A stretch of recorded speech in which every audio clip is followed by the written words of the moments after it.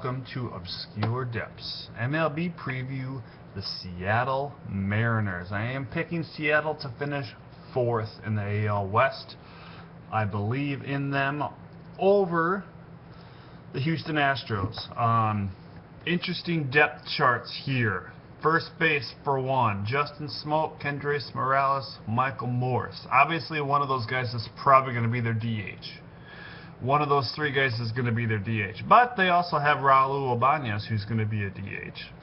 And Jose Montero, who's going to be a DH. So it'll be interesting. They have certainly the depth to keep everybody fresh, but that is kind of the first base platoon there. The other big platoon out there is left field, Michael Morse as well. Raul Ibanez, Jason Bay. Who'd have thought those three would be fighting for one position on a team? But the good news is for all three of those guys, and I hope they can play center field, is that Franklin Gutierrez is almost never healthy. Michael Saunders, of course, can play center field as well. They got Eric Thames over there in right as well. Saunders will probably get the nod over him. Thames is still a little raw. But like I said, I love Gutierrez. He's had some good years, but I just feel like he just cannot stay healthy. He only played 38 games last year. So all those previous names I mentioned, including Casper Wells, are certainly going to get a shot to play in the outfield. You know, they got some guys, some veterans, some good bats. Ibanez and Morris have certainly had some very, very good seasons. Jason Bay hasn't really found his stroke over the last couple of years, but you know, it's a veteran team out there, and they have some good young talent too. So it's a nice little mix. They could certainly produce something out there in the outfield in Seattle. We already touched on first base. Justin Smoak's probably going to get that job. Dustin Ackley's going to be the second baseman, of course. A bit of a struggle last year, 226 batting average. I think as the years progress, his batting average is going to get there. I don't think he's going to get a lot of power out of this kid, but I think he's going to have a decent batting average. You know, he'll probably hit around 260 this year, maybe a little bit better. But I like to see those numbers improve. Brendan Ryan at short. You know, this guy is a great fielding shortstop, and that is about all I'm going to say about him. He's a great fielding shortstop. He's a great fielding shortstop. He really is. Kyle Sanger, a young third base prospect, kind of had some nice numbers last year. 260, 20 home runs, 86 RBIs, 13 stolen bases. Not bad for his first full year in the majors. Love those RBIs, huh? 86 RBIs. Seattle's really got to be positive about that. And really, I think the job is his to lose at this point. They also have Alex Liddy, who's had some definite moments in the sun, but he's going to probably take a back seat and be a backup infielder for this team. They also have Robert Andino, another good fielding player. He's going to be backing up all these infield spots. Jose Montero, Kelly Shopik platoon at catcher. You know, Montero has a decent bat. We'll see. You know, he hit 15 home runs last year. We'll see, you know, if he can continue for that power to grow. They also got Kelly Shopik. Kelly Shopik is a guy who, you know, who's never been an everyday catcher from day one. So you don't know, you know, I would be completely fine if I had a major league franchise, which I don't, but giving this kid the everyday catching spot. You know, he's a big prospect for the Boston Red Sox back in the day. Was traded to Cleveland. You know, I think this kid, if he stayed in the lineup every day, he could hit 20 home runs. He's going to hit 230, but he could hit 20 home runs.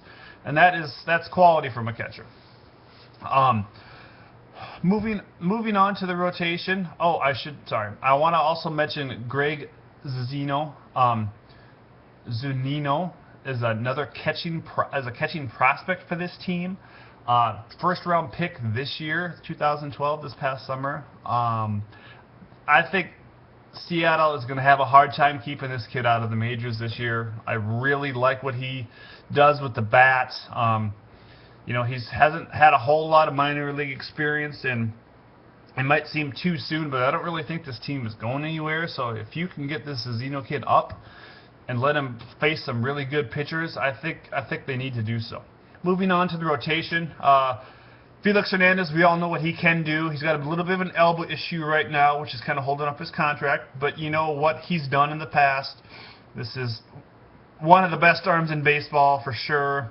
The rest of this rotation is pretty weak. Erjimo, Ramirez, not a lot of experience there. Iwakuma, the Japanese pitcher, obviously, he had a pretty decent year last year. ERA under, just slightly over 3. I look for him to have a good year. Blake Bevan, not a whole lot of promise there. Hector Nicasio, kind of a high ERA, 2-12 record last year. They also brought in John Garland. So this rotation is going to have its struggles.